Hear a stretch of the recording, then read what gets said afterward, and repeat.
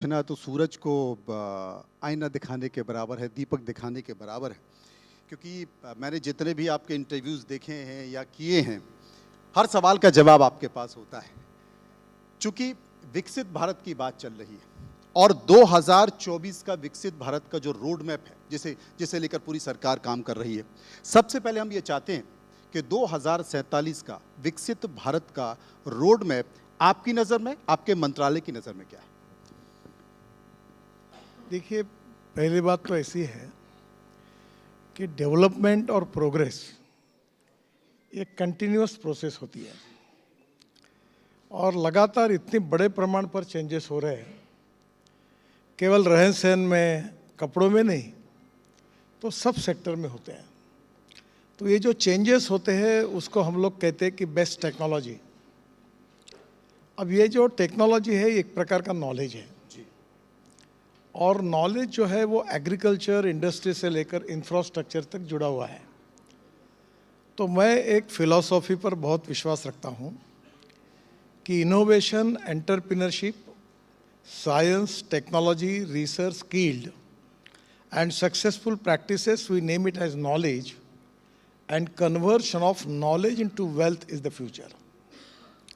और दूसरी फिलॉसफी उतना ही मैं जीवन में याद रखता हूँ, वो है no material is waste and no person is waste. It is depending upon the appropriate technology, it is depending upon the appropriate vision of the leadership that you can convert waste into wealth. तो पहली बात तो ऐसी है कि आज road sector में काफ़ी बदलाव हुआ है और जो कुछ आपने देखा है वो तो बहुत ही शुरुआत है। असली फिल्म तो और शुरुआत है। हाँ, क्योंकि आज आप देखिए, अभी दिल्ली से देहरादून हम एक 10 दिन में प्रधानमंत्री जी का समय मिलने के बाद इनॉग्रेट कर रहे हैं, तो दिल्ली से देहरादून 2 घंटे में। अच्छा, तो मैं आपको कह देता हूं कि अगले महीने में एंड होने के पहले दिल्ली से देहरादून की फ्लाइट बंद हो जाएगी। कैसा क्या? हाँ, वो तो वैसे ही बंद है, वो आज बंद है, उसका कारण अलग है, पर अब वैसे भी ये क्योंकि कोई लोग जाएंगे नहीं। इसका कारण क्या है कि रोड इंफ्रास्ट्रक्चर हम 36 ग्रीन एक्सप्रेस हाईवे बना रहे हैं जी, और वो टनल्स बना रहे, रोड बना रहे, ब्रिजेस बना रहे हैं। पर अब क्या होता है कि जैसे अभी हमने एक द्वारका एक्सप्रेस हाईवे बनाया, तो द्वारका एक्सप्रेस हाईवे बनाने के बाद एयर स्ट्रिप से नीचे से टनल बनाई, अब वो UR2 बनाया जो पानीपत के लिए जाता है उधर से। अब सब करने के बाद भी ट्रैफिक कम नहीं हो रहा है। तो अभी हमने एक अध्ययन शुरू किया है कि ताल कटोरा स्टेडियम से ज़मीन के अंदर से 6 लेन के 2 टनल निकालकर डायरेक्ट गुड़गांव चले जाए, ताकि यहाँ का ट्रैफिक जाम खत्म हो। फिर ये भी सोच रहे, अभी हम लोग 50,000 करोड़ के केवल ब्रिजेस पुणे में बना रहे, 3 मंजूर हो गए, चौथा भी प्रोसेस में है। नीचे में रोड है, ऊपर में फ्लाईओवर, एक ही पिलर पर, उसके ऊपर में फ्लाईओवर और उसके ऊपर में मेट्रो। जैसे बिल्डिंग 4 मंजिली 5 मंजिली, वैसे फ्लाईओवर भी बना रहे हैं। और ये आने वाले समय में मुझे लगता है कि ये फ्यूचरिस्टिक विजन फॉर डेवलपमेंट हमारे देश की ज़रूरत है। और इसके साथ साथ highway, tunnels, road, green express highway के साथ हम रोप वे और केबल कार, फैनाकुलर रेलवे, इस पे काम कर रहे हैं। 260 हमारे प्रोजेक्ट है। मैं आपको बहुत इंटरेस्टिंग बात बताऊंगा कि हम केदारनाथ की रोपवे बना रहे हैं और रोपवे की कीमत है 5,000 करोड़ और हमने ऐसा टेंडर निकाला है कि 5,000 करोड़ खर्चा करने वाली कंपनी हमको 800 करोड़ रुपए साल की रॉयल्टी दे रही। हम 1 रुपया नहीं डाल रहे, केवल हमने उसको प्रोजेक्ट दिया, उसके 800 करोड़ हमको मिल रहे हैं। अभी तक तो हम सुनते थे कि जितने भी सरकारी ठेके होते हैं, ठेकेदार उनसे तेल निकालते हैं, लेकिन आप ठेकेदारों का तेल निकाल रहे हैं। मुझे लगता है ये स्कीम बड़ी काबिले तारीफ है। कि देखिए ना, 5,000 करोड़ की रोपवे वो कंपनी खर्चा कर रही है और ऊपर से हमने ये रोपवे बनाने की उसको अवसर दिया है, इसलिए वो 800 करोड़ रुपए हमको दे रहा है। ऐसे बहुत से प्रोजेक्ट्स हैं। और कचरे से लेकर, जैसे अभी आपको बताओ, रोड का तो काफ़ी कॉमन हो गया। मैंने मथुरा में एक प्रोजेक्ट किया था जो फ्यूचरिस्टिक मेरी विजन है, मैंने मेरी पीछे में उसके पीछे हूँ, कि सॉलिड वेस्ट और लिक्विड वेस्ट मैनेजमेंट। तो मथुरा में हमने जो 80 mld स्लज थी, मथुरा में बहुत गंदगी थी, तो मैं वाटर रिसोर्स मंत्री था, तो हमने तय किया कि 40% हम देंगे, 60% कॉन्ट्रैक्टर लगाएगा। और मथुरा में एक इंडियन ऑयल की रिफाइनरी थी, तो मैं इंडियन ऑयल के चेयरमैन वैद्य साहब थे, उसमें उनको बुलाया मैंने घर पर, और मैंने कहा ये जो आपको पानी लगता है रिफाइनरी का, आप कहाँ से लेते हैं? बोले यूपी के इरिगेशन डिपार्टमेंट से लेते हैं। तो कितने पैसे देते हो आप? तो बोले 25 करोड़ देता हूँ। बोला आप चिंता मत करिए, मैं 5 करोड़ आपके बचा दूंगा, आप 20 करोड़ दीजिए। और हमने हाइब्रिड एन्युटी में प्रोजेक्ट किया, त्रिवेणी इंजीनियरिंग कंपनी ने लिया, और अब 20 करोड़ में इंडियन ऑयल को ये मिल रहा है, पानी मिल रहा है। मथुरा का 80 MLD का प्रोजेक्ट 40% मैंने कॉस्ट 60% बच गई, वो हो गया। और एक प्रकार से सभी को विन विन सिचुएशन हुई। अभी दिल्ली में 4 माउंटेन है, 8। अब हमने ये संकल्प किया, अभी तक हमने 80 लाख टन कचरा जी रोड के अंदर डाला है। AUR2 में डाला है, द्वारका के एक्सप्रेस वे में डाला है, दिल्ली मुंबई हाईवे में डाला है, अहमदाबाद डोलेरो रोड पे डाला है। और हमने ये जो लीगेसी सॉलिड वेस्ट है, इसको हम लोग ये 2027 समाप्त होने के पहले देश की सॉलिड वेस्ट जो है, कचरा है, इसको हम समाप्त कर देंगे। और आज मैं पहली बार आपको एक अच्छी न्यूज़ दे रहा हूँ जी, क्योंकि इंडिया न्यूज़ के मंच से। हाँ, यस, द फर्स्ट टाइम कि ये परली जो है, ये जलने के कारण बहुत समस्या है। तो अभी हमने परली से डांबर बनाया है, बिटुमिन। अच्छा, तो ये सेंट्रल रिसर्च रोड ऑर्गेनाइजेशन ने बनाया, गवर्नमेंट की, उनके मदद से प्राज और दोनों की टेक्नोलॉजी थी। और फिर नागपुर जबलपुर रोड पर 1 किलोमीटर रोड बनाया, उसका पायलट प्रोजेक्ट, रामटेक करके गांव है, वहाँ मनसर के पास वो रोड बनाया। और that is prove to be better than petroleum bitumen. अब फिर मैं उनके पीछे पड़ा कि यार टेक्नोलॉजी को आउटसोर्स करो, लोगों को दो। तो आज उन्होंने पेटेंट लिया, और अभी 15 दिन में 10 दिन में कार्यक्रम होगा, आज ही मैंने उनको डेट दी है। और अब ये परली से डांबर तैयार करने वाला 15 प्रोजेक्ट कंपनियां उसको खरीद रही है टेक्नोलॉजी को। अब परली जलेगी नहीं, उसका डांबर बनेगा। पराली जलेगी नहीं, यानी कि अच्छा, और उसके बाद आगे की बताता हूँ कि हमारे देश में 98 लाख टन बिटुमिन लगता है, डांबर लगता है। उसमें इंडियन रिफाइनरी की क्षमता केवल 50 लाख टन है। तो 50 लाख टन हम इंपोर्ट करते हैं। तो हमारा किसान अन्नदाता नहीं रहा है, हमारा किसान अन्नदाता से ईंधनदाता बना है, क्योंकि इथेनॉल बन रहा है, परली से बायो CNG बन रहा है, शुगर केन जूस मोलाइसिस से बन रहा है, फिर हमारे बायोमास से पावर बन रही, ऊर्जा बन रही है।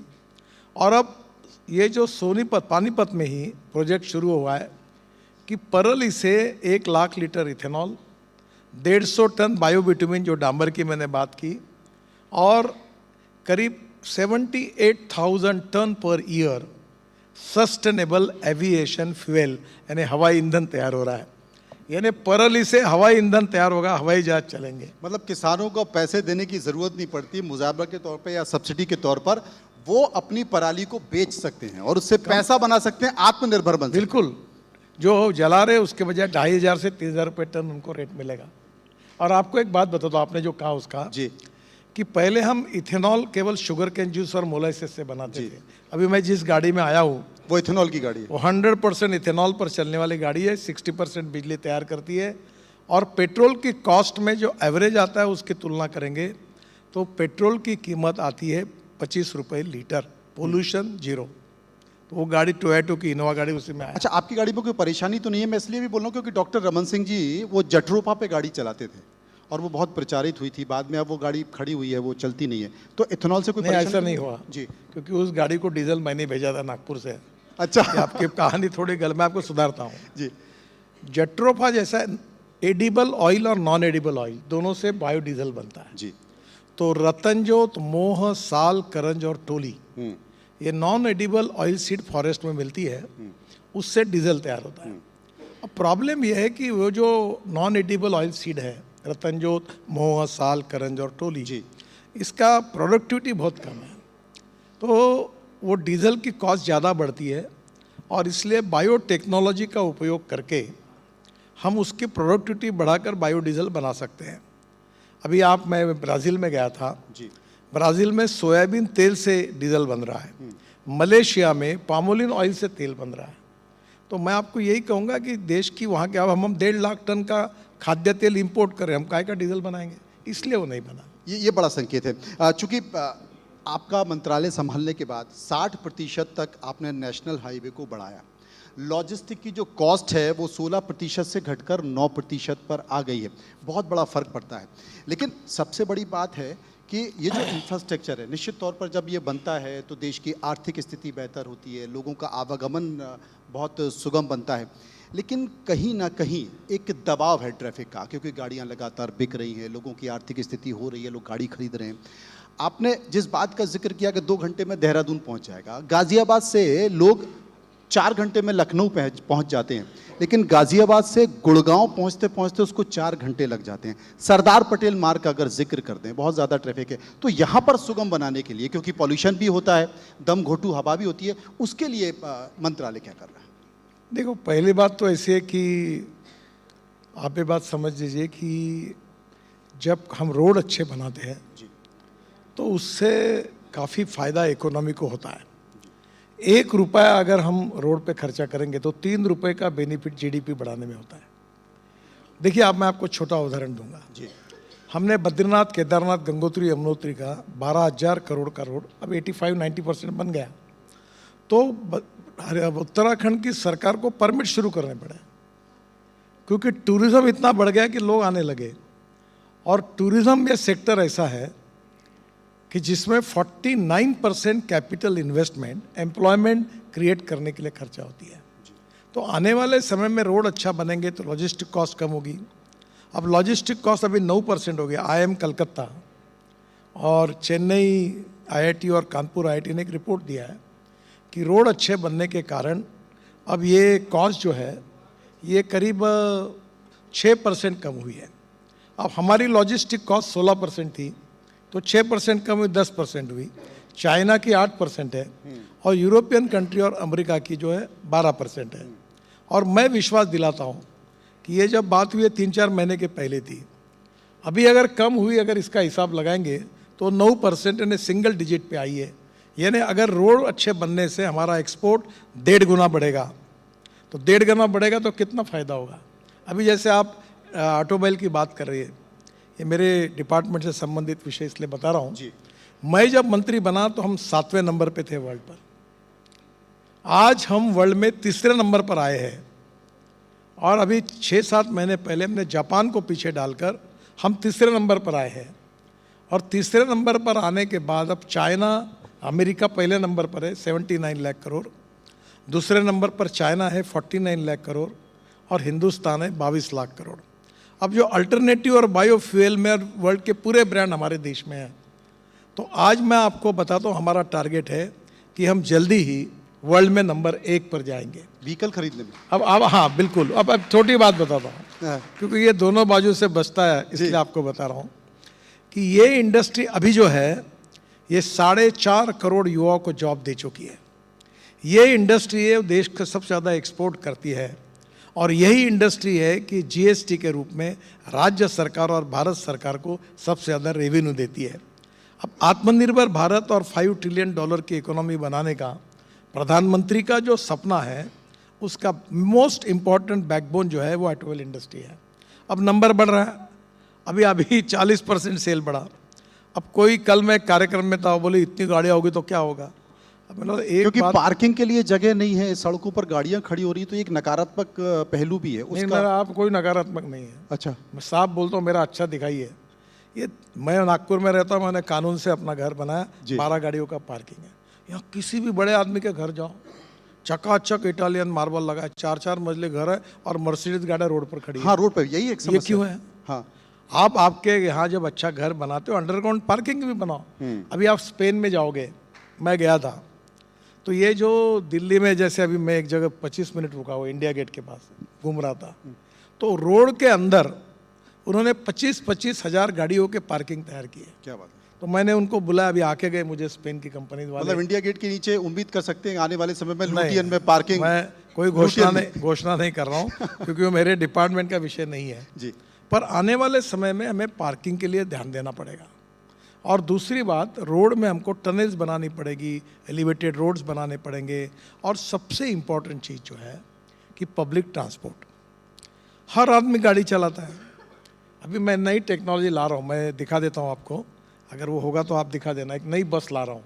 अच्छा, वो बस मैंने टाटा का जॉइंट वेंचर भी करा दिया, हिटैची और इसकी सीमेंस की फ्लैश चार्ज टेक्नोलॉजी है। बस की कैपेसिटी है 135 सीटर, और बस जो है ये आ गई बस, ये देखो, ये देखिए बस भी आ गई।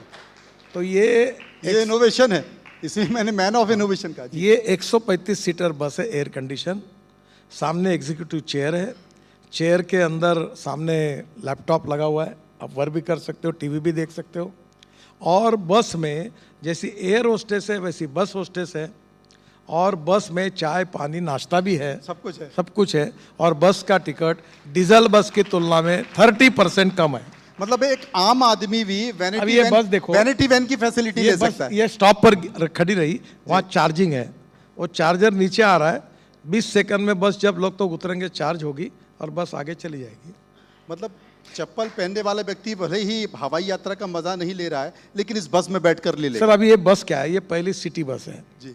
अब ये बस जो है दिल्ली से जयपुर, दिल्ली से चंडीगढ़, आप लैपटॉप देखते हुए, टीवी देखते हुए, एयर कंडीशन बस, एग्जीक्यूटिव चेयर, चाय पानी नाश्ता, सो के जाओगे तो आप क्यों गाड़ी लेके जाओगे? और सस्ते में, डीजल बस की तुलना में 30% सस्ता टिकट। तो फिर इसी में जाएंगे। हाँ बिल्कुल। अभी मेरे तो पब्लिक ट्रांसपोर्ट को कंफर्टेबल करने से गाड़ियों का उपयोग कम होगा, उससे प्रदूषण भी कम होगा और लोगों को राहत मिलेगी। अभी मेरे साथी अखिलेश यादव जी इसी मंच पर थे, मेरी सहयोगी तारीफ कर रही थी इंफ्रास्ट्रक्चर की, रोड्स की। तो अखिलेश यादव ये कह रहे थे कि जो इस वक्त जो लंबी लंबी सड़कें और हाईवेज बन रहे हैं वो मॉडल है यमुना एक्सप्रेस वे का, तो हमारा ही मॉडल NHAI उसी आधार पर चल रहा है। चलो वे किसी का भी हो, मॉडल तो चल रहा है ना। आप मान रहे हैं? देखो, अगर आपको सच्चाई सुनना है तो मैं आपको बता देता हूँ प्लीज। देखो, मैं अपनी बात को कभी कहता नहीं। इस देश का पहला BOT project Thane Bhiwandi bypass, ये जब महाराष्ट्र में मंत्री था तब मैंने बनाया जी। तो पहला BOT प्रोजेक्ट वो हुआ। दूसरा, उसके बाद Worli Bandra sea link project, Mumbai Pune express highway और 55 फ्लाईओवर्स इन मुंबई, ये पब्लिक कैपिटल से खड़ा करके पहला शुरू हुआ, वो प्रोजेक्ट शुरू हुआ। और that is the starting. Atal ji ने मुझे बुलाया था, मेरी उम्र 34 साल की थी तब मुझे उन्होंने प्रधानमंत्री ग्राम सड़क योजना बनाने का सौभाग्य दिया, वो योजना मैंने बनाई। तब से आप इनोवेशन कर रहे हैं सरकारों में? देखो, इनोवेशन में आपको पहले बता दूं, मैं कोई साइंटिस्ट नहीं, इंजीनियर नहीं हूँ, और मैं बहुत विद्वान भी नहीं हूँ। नहीं, मैं इसलिए कह रहा हूँ क्योंकि जीवन में सबसे बड़ा ज्ञान जो है वो व्यवहारिक ज्ञान होता है। सर, ये कुछ करने की इच्छा चाहिए जी। देखो आप, मैं 75 का इमरजेंसी में हायर मैट्रिक में था और मेरे घर की इच्छा थी कि मैं इंजीनियर बनूं, और मैं थोड़ा फर्स्ट क्लास में पास होता था। पर जैसे वो इमरजेंसी लगी, घर बाहर के लोग जेल में गए, तो मैं इमरजेंसी के खिलाफ काम करने लगा, और मेरा नुकसान ये हुआ कि मुझे मैट्रिक में 52% मार्क मिले और साइंस ग्रुप में 49.26% मिले, तो मैं डिस्क्वालीफाई हो गया। इंजीनियरिंग के एडमिशन तो मिलने की बात ही नहीं, मैं एडमिशन के लिए डिस्क्वालीफाई। अब मुझे 14 डिलीट्स मिली है, डॉक्टरेट नहीं, डिलीट मिली है, और 7 डिलीट मेरी जो है वो एग्रीकल्चर साइंस में है। अब मैं अभी मेरे खेती में AI इन एग्रीकल्चर लगा है, और उसमें मेरे यहाँ वेदर स्टेशन है, ज़मीन का मॉइस्चर कितना गिनने का यंत्र लगा हुआ है, माइक्रोसॉफ्ट और गूगल के साथ मैं काम कर रहा हूँ। अमेरिकन सैटेलाइट मेरे खेती के फ़ोटो निकाल कर मुझे भेजती है, और वो बताते हैं कि 4 दिन के बाद कौन सा डिसीज़ आने वाला है। अब मेरा 50% फर्टिलाइज़र और इंसेक्ट खर्चा कम हुआ, पानी का खर्चा आधा हो गया, और प्रोडक्टिविटी डबल होने वाली है। तो ये टेक्नोलॉजी जो होती है ये हर जगह उपयोगी होती है। और मैं थोड़ा मैं साड़ियाँ बनाता हूँ, मैं कारपेट चिंदी के बनाता हूँ, कभी आप घर पर आओ मैं आपको दिलाऊंगा। तो ये मेरा धंधा नहीं है। मैं ये मानता हूँ कि politics is the instrument of socio economic reform, गरीबों के लिए, बेरोजगारों के लिए काम करना। अब मेरे सोशल प्रोजेक्ट का टर्नओवर 2500 करोड़ है, और जबकि ये कोई मेरा धंधा नहीं है। नहीं तो आप दिल्ली में क्या है, कोई कुछ करता नहीं, और मैंने 2500 करोड़ बोला, नितिन गडकरी बड़े उद्योगपति है करके लिखा। तो मेरा धंधा नहीं है। मैंने 15,000 लोगों को रोजगार दिया, मैं उनको रोजगार देना, मैं एग्रीकल्चर में काम करता हूँ। बहुत सारे लोग तो इस बात को लेकर तनाव में होते होंगे, आपके साथी बोले जितने हमारे पास ये मंत्रालय है और जितने हमारे पास आइडियाज़ नहीं है उससे ज़्यादा आइडिया तो गडकरी जी के पास है। तो मैं अपनी आइडिया बांटते रहता हूँ। आप बांटते रहे, मुझे आप लगता है देखिए, सभी मंत्रालय में आपने आइडिया दे दिया होगा। देखो, मैं जब वाटर रिसोर्स मंत्री था तो मैंने पानी पर उतरने वाला हवाई जहाज लाया। एविएशन मंत्री जो उनको लेके गया और गिरगांव चौपाटी पर समुद्र पे उतरा, और वो हवाई जहाज बाद में मोदी जी ने कहा कि मुझे भी बैठना है इसमें। अच्छा, तो मुझे नृपेंद्र मिश्रा का फ़ोन आया, तो उन्होंने कहा कि आपको पता नहीं है कि ये सिंगल इंजन का है, तो पीएम साहब कैसे जा सकते हैं जी। तो बोले आप उनसे बात करिए। तो मैंने कहा मैं कैसे समझाऊं, तो मैंने बात की कि मोदी जी ये सिंगल इंजन का है। बोले आप कानून की बात आप कब से करने लगे? बोले आप तो कानून तोड़ने का काम करते हैं, मुझे जाना है बोले।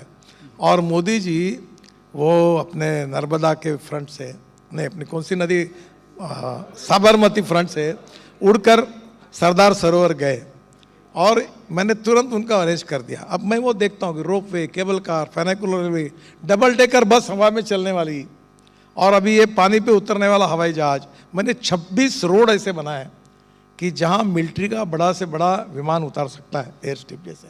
मैं राजनाथ सिंह को लेके गया, रावत साहब को लेके गया, और मैंने कहा एक काम करो, जैसे रेलवे फाटक होता है ना कि रेलवे आती तो फाटक बंद, वैसे हवाई जहाज उतरेगा तो रोड बंद, हवाई जहाज उतर के एयरपोर्ट गया रोड चालू, फिर बंद, फिर हवाई जहाज उड़ के गया चालू। अब मैं ऐसे 25-30 एयरपोर्ट चालू कर सकता हूँ सीमाओं पर। जी नितिन जी, चूंकि आपने बहुत अच्छे हाईवे बनाए हैं, उनकी गति बहुत अच्छी है, लोगों का समय बच रहा है, लेकिन चिंता एक्सीडेंट को लेकर भी हो रही है।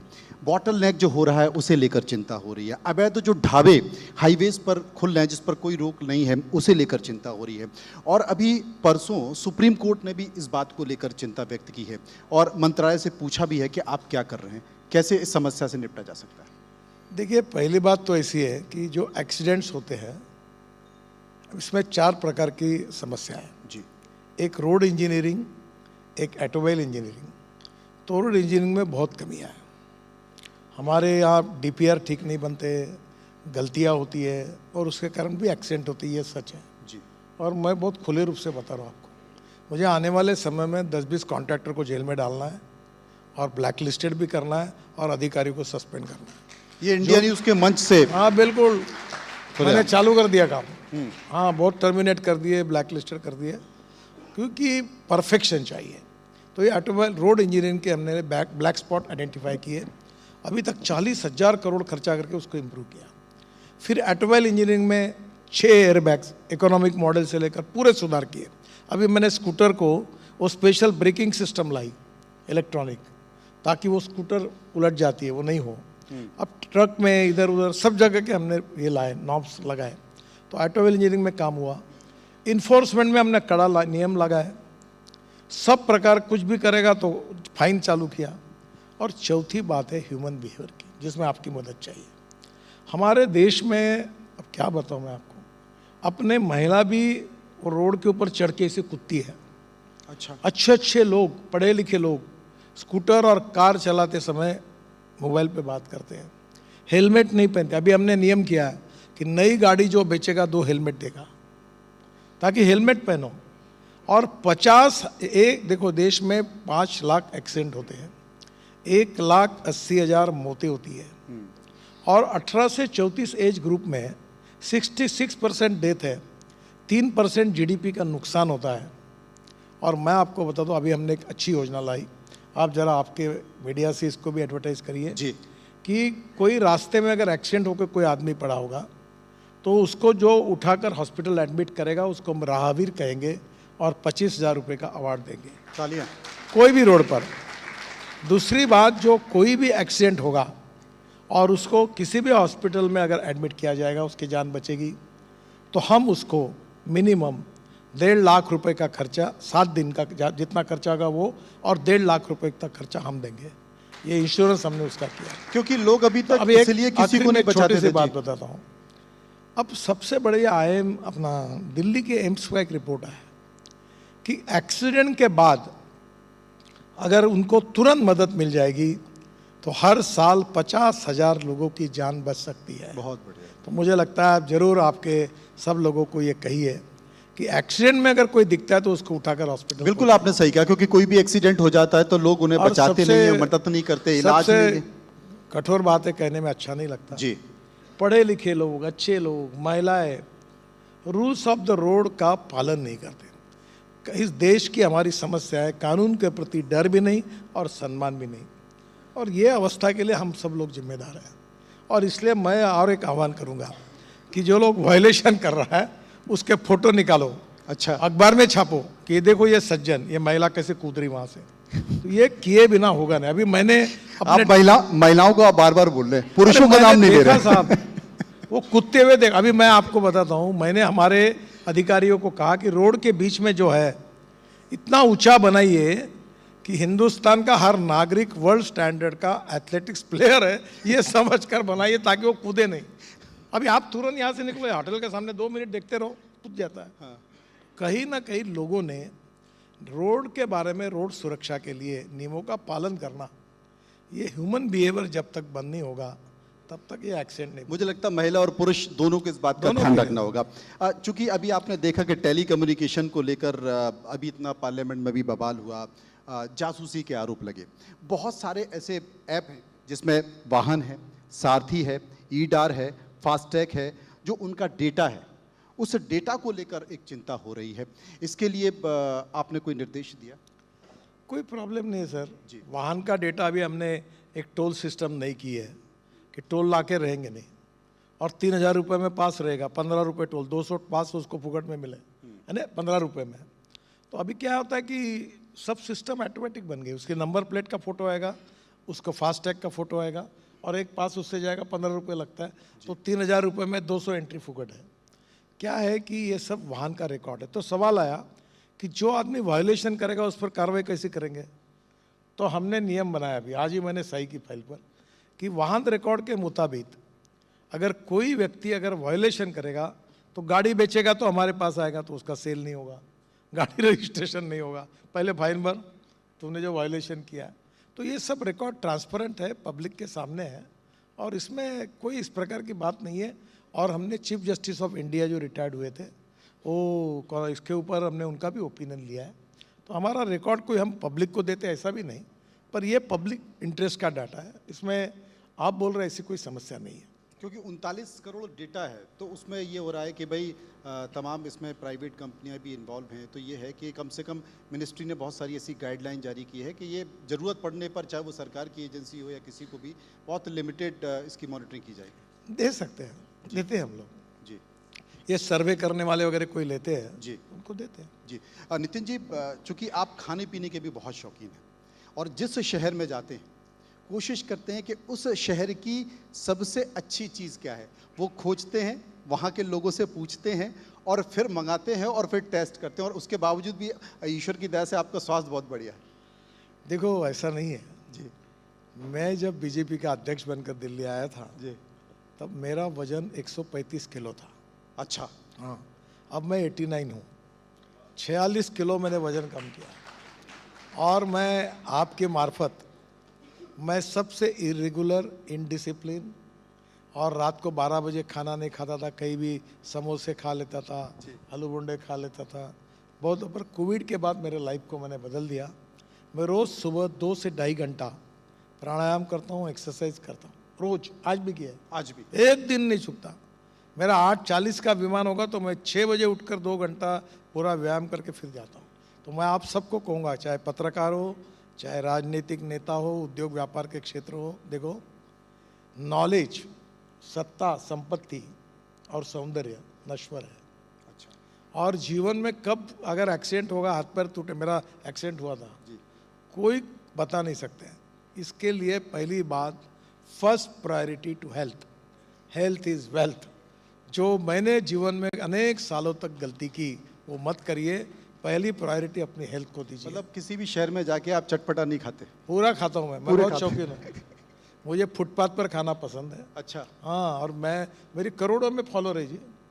मेरी रेसिपी तो बड़े बड़े लोग देखते हैं जी। मैं रोज यूट्यूब पर, लोग मुझे एक ने पूछा, एक बहुत विदेशी चैनल पे इंटरव्यू हुआ, हाँ। आप इतना काम कर, मेरे बारे में गलत फहमी है लोगों को, मैं बहुत अभ्यास कर रहा हूँ, अध्ययन कर रहा हूँ, प्लानिंग कर रहा हूँ, बहुत बड़ा कुछ इंजीनियर हूँ, कुछ ये कर रहा हूँ। मैं कुछ नहीं करता। अभी आप सच बताता हूँ, मैं आपके साथ बात कर रहा हूँ, जी मेरा ध्यान आपके बातचीत में नहीं है, क्योंकि आज मुझे रात को कहाँ खाने के लिए जाना है अभी तक निश्चित नहीं हुआ है। और अभी जाने के बाद पहला काम करूंगा कि मुझे आज कहाँ जाना है, और मैं आज कोई ना कोई नया फूड पे जाने को जाऊँ। इसलिए मैंने कहा कि मतलब खाने पीने के लिए इतने शौकीन, जहां भी गडकरी जी जाते हैं पता करते हैं यार कि वो चाट वहां पर कितने कैसी मेरी अच्छी- खाने में कमी हुई है, जी खाना खाने की नीयत में कम नहीं हुई है। मेरे जोरदार यहाँ ताली। संतरे का सूप बनता है, मेरा एक चाइनीज शेफ है, 4 शेफ है घर पे, हाँ। तो अलग अलग चीज़ें बनाते हैं। रोज रात को मैं घर में जब जाता हूँ तो मेरे शेफ राह देखते बैठते हैं, और जब मैं बेडरूम में जाता हूँ तो चारों आके खड़े, साहब क्या कल सुबह नाश्ते में क्या करना। तो यही विषय इंपॉर्टेंट है। देखो भाई, जिंदगी खुशी से रहो, जियो और जीने दो, खाओ पियो आनंद से रहो। ये सबसे अच्छा संकेत है। ये भी कहा जाता है कि आप काम के समय काम करते हैं और आराम के समय आराम करते हैं, परिवार को समय देते हैं। इतनी व्यस्तता के बावजूद भी, इतना बड़ा मंत्रालय होने के बावजूद भी, इतने अच्छे संकेत देने के बावजूद भी आप एकांत में अपने परिवार के साथ समय निकाल लेते हैं, कैसे बिताते हैं? देखो आपको सच बता दो, प्रवीण, आज सुबह ही मैंने हाँ मेरे यहाँ जो था उसको बोला कि अरे वो अरिजीत सिंह का ये जो गाना है वो गाना लगाओ अभी। तो मैंने आज सुबह, रोज मैं अच्छे गाने सुनता हूँ, अलग अलग प्रकार के, मैं म्यूजिक में। और गुनगुनाते भी हैं आप? नहीं, बड़ी मैं- तारीफ सुनिए। नहीं, अब आपको गुनगुनाना पड़ेगा। नहीं। एक बार जोरदार तालियां। अब आपको गुनगुनाना पड़ेगा। एक कोई एक अंतरा, बार मैंने गलती की थी, अगले बार नहीं करूंगा। एक अंतरा गुनगुना दीजिए। एक अंतरा, सब टीवी पर तुरंत आ जाता है। नहीं एक गुनगुना दीजिए। सर, मैं गायक- आपसे प्रेरणा मिलेगी। नहीं नहीं, एक गुनगुना दीजिए। मैं गायक नहीं हूँ, एक बार जोरदार फिर से तालियां। मैं सुनने वाला हूँ। एक अंतरा कोई भी। पर एक मैं आपको बताता हूँ कि संगीत, नृत्य और नाटक, चाहे आदमी कितना भी बिजी हो, ये उसको बड़ा शांति देते हैं, रिलैक्सेशन देते हैं। और मैं कभी पढ़ता हूँ, थोड़ा बहुत समय कम मिलता है, पर संगीत में सांस्कृतिक महोत्सव करता हूँ, तो 50,000 लोग आते हैं हर रोज। इस बार 3 बार लाठीचार्ज हुआ। देश के सब बड़े बड़े कलाकार आके गए। तो मैं सब स्पोर्ट्स की इवेंट करता हूँ 80,000 खिलाड़ी के लिए। तो मैं ये सब स्पोर्ट्स में, हमारे संगीत में, सब में बड़ा रुचि रहती है। देखो, मैंने साफ लोगों को बताया कि मेरा लाइफ मेरे हिसाब से चलेगा, मेरी विजन मेरे हिसाब से चलेगी। तुमको पटता है तो वोट दो, नहीं पटता है तो मत। और मेरे में ताकत है। ये संकेत किसके लिए? जनता को बताया मैंने। अच्छा, जनता कि के जो करेगा जात की बात उसको कस के मारूंगा लाती है, मेरी ताकत है कहने की। क्या बात। और मैंने कहा नहीं, मैं जात, पंथ, धर्म, भाषा का डिस्क्रिमिनेशन नहीं करूंगा। जो मुझे वोट देगा उसका भी काम करूंगा, नहीं देगा उसका भी काम करूंगा, लीगल काम सबका करूंगा। और मैं 3 बार लोकसभा में रहा हूं। आप कभी इस बार पोस्टर नहीं लगाया, बैनर नहीं लगाया। मैंने बोला फुकट का कोई खिलाऊंगा नहीं तुमको। चुनाव के बाद जो बोल, चुनाव जीतने के बाद मैं खाना देता हूं, हजारों लाखों लोग खाना खाते हैं, मैं चुनाव में नहीं खिलाऊंगा। तो ये देखिए, मुझे अच्छा लगता है कि लोग अच्छी बात को सपोर्ट करते हैं। फिल्में भी देखते हैं? हाँ, धुरंधर आजकल- देखी? धुरंधर फिल्म देखी? प्रॉब्लम ये हुआ कि मैं Z+ में हूँ, और मैं जब सिनेमा में जाता था, मेरे आजू बाजू के लोगों को उठाना, वो सिक्योरिटी वाले इतना तकलीफ देते थे, हाँ। तो मैंने जाना बंद कर दिया। पर अब मैं क्या करता हूँ, मेरा थिएटर बना है मैंने, हाँ। और मैं देखता हूँ। धुरंधर की तारीफ अभी 2 बार मैंने बहुत लोगों से सुनी है। देखने वाले हैं? पक्का। देखने वाले। आपको सबसे अच्छा हीरो कौन सा लगता है? हाँ, सबसे अच्छा एक्टर कौन सा लगता है? अभिनेता कौन सा? आपके जमाने का या आज का कौन सा? मेरा तो फेवरेट एक्टर तो अमिताभ बच्चन को मानता अमिताभ बच्चन अभी तक है। हूँ। और हीरोइन? हाँ, हीरोइन, अभिनेत्री हीरोइन अभी बता क्या- दीजिए। अभी हीरोइन, उसका एज बहुत बढ़ गया है। फिर भी बता दीजिए। रेखा को बहुत अच्छे हीरो। क्या बात है, देखिए मुस्कुरा रहे हैं। ये इंडिया न्यूज के मन से मन की बातें गडकरी जी ने कही हैं। गडकरी जी, कोई एक अच्छा संकेत इस देश के लिए, इस समाज के लिए, भारत के लिए, कोई एक अच्छा संकेत जो आपके मन में अभी तक है और आप कह नहीं पाए हो? देखिए, मैं पॉलिटिक्स में हूँ, और मैं आप जैसे लोगों को प्रार्थना करूँगा जी। कि this is a time that we need to redefine the definition of politics. सत्ता कारण ये राजनीति नहीं है, समाज कारण, राष्ट्र कारण और विकास कारण ये राजनीति है। हम स्वास्थ्य की सेवा में, रोजगार की सेवा में, डेवलपमेंट के क्षेत्र में, गांव, गरीब, मजदूर, किसान के लिए अच्छे अच्छे काम करें, उनकी सेवा करें। मैं बहुत स्वास्थ्य में अनेक योजनाएं चलाता हूँ। MRI 20,000 रुपये लेते, मैं 1200 में देता हूँ। मैंने डायग्नोसिस सेंटर बनाए, साड़ियाँ बनाता हूँ, बाम्बू पे काम करता हूँ, ऑर्गेनिक फर्टिलाइज़र बनाता हूँ, अभी एग्रीकल्चर में काफ़ी काम करता हूँ, रूरल डेवलपमेंट में करता हूँ, स्मार्ट विलेज बना रहा हूँ, वाटर कंजर्वेशन में 25 साल से काम कर रहा हूँ, हमें काफ़ी अवार्ड मिले। तो आप ये जो समाज के हित में जो है वो काम करिए, और मेरा विश्वास है कि समाज के हित में जो सेवा का काम करेगा, विकास का काम करेगा, उसको राजनीति में लोगों का वैसे ही सपोर्ट मिल जाता है। तो ये राजनीति में केवल इसके पैर खींचो, उसके पैर खींचो, लफड़े में नहीं पड़ना चाहिए।